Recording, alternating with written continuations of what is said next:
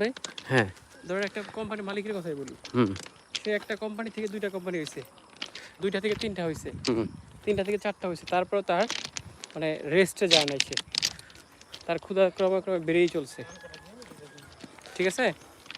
তাহলে তার ইঞ্জিনটা কবে হবে বলেন? সে সে যখন একটা একটা ইয়ের মালিক ছিল, একটা একটা কোম্পানির মালিক ছিল, তখন সে চিন্তা করছে যে একটা বিল্ডিং হইলেই, একটা কোম্পানি হলেই সে এই করবে সেই করবে। যখন 2টা হয়ে গেছে তখন ওগুলা ভুলে গেছে। তখন তিনটে চিন্তা আসবে। হ্যাঁ, কিন্তু সে তো তার জীবনটাকে উপভোগ করতে পারতেছে না। সে তো মানে টাকার পিছনে ছুইটা তার যে মানে কোয়ালিটি টাইম বলেন, হ্যাঁ, বাচ্চা কাচ্চাকে দেওয়ার সময় বলেন, বা বন্ধু বান্ধব ভুলে যায়, আত্মীয় স্বজন ভুলে যায়, মানে খোঁজখবর নিতে পারে না।